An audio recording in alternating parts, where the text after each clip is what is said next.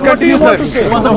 शेर Kashmir institute of medical sciences का आज एनुअल डे मनाया जा रहा है, 42nd एनुअल डे। ये अस्पताल बना था इस मकसद से कि जम्मू कश्मीर के लोगों को इलाज हासिल करने के लिए पीजीआई, एम्स वगैरह जाने की ज़रूरत ना पड़े। और इस अस्पताल ने जम्मू कश्मीर के लोगों की बहुत खिदमत की है, लेकिन कुछ कमियां हैं, कुछ कमज़ोरियां हैं, जैसे कि आज प्रोग्राम के दौरान डायरेक्टर साहब ने भी उनका जिक्र किया। एक तो स्किम्स की जो खुदमुख्तारी थी, वो खुदमुख्तारी इनसे ली गई, उसको दोबारा बहाल करना है। इनका अपना इंजीनियरिंग विंग था, उसको वापस बहाल करना है। इनकी प्रोक्योरमेंट मेडिकल सप्लाई कॉरपोरेशन के ज़रिए होती है, लेकिन उसमें डिलेज बहुत ज़्यादा है।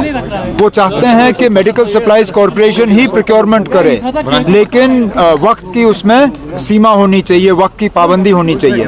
अब जैसे मैंने आज कहा, जहाँ पे भी हम स्कीम्स की मदद कर सकेंगे ताकि ज़्यादा से ज़्यादा हमारे जो मरीज़ हैं वो यहीं इलाज हासिल कर सकें और उनको दिल्ली, बम्बई, चंडीगढ़ वगैरह जाने की ज़रूरत ना पड़े, यही हमारी कोशिश होगी।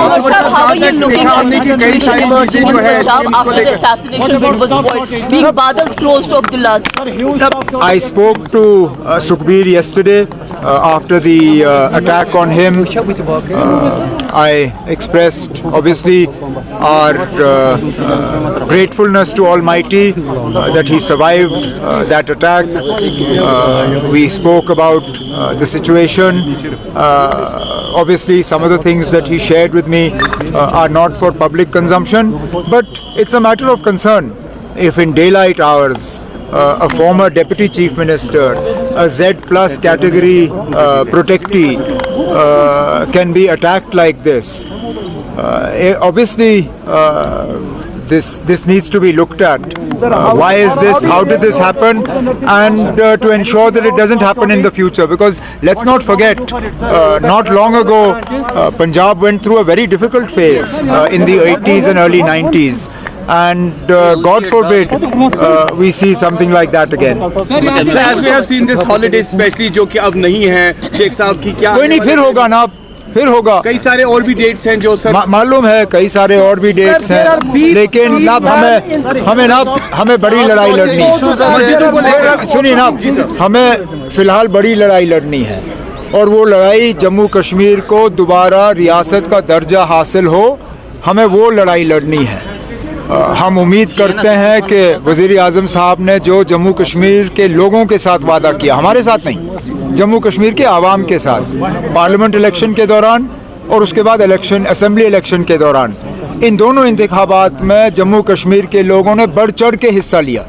कहीं पे भी शिकायत नहीं आई कि उनको मजबूरन पोलिंग बूथ में लेके उनसे वोट डलवाए गए। अपनी मर्ज़ी से गए और उन्होंने इस इलेक्शन को कामयाब किया, इस उम्मीद के साथ कि उनके साथ जो वादे किए गए, बिलखसूस रियासत का दर्जा वापस मिलने का, वो हमें वापस मिलेगा। अब वज़ीर आज़म साहब, होम मिनिस्टर साहब महाराष्ट्र, झारखंड, इन चीज़ों में थोड़े बिजी थे, अब उनको वहाँ से फुर्सत मिली है, तो अब उनसे बात की जाएगी ताकि जल्द से जल्द जम्मू कश्मीर को रियासत का दर्जा वापस मिले।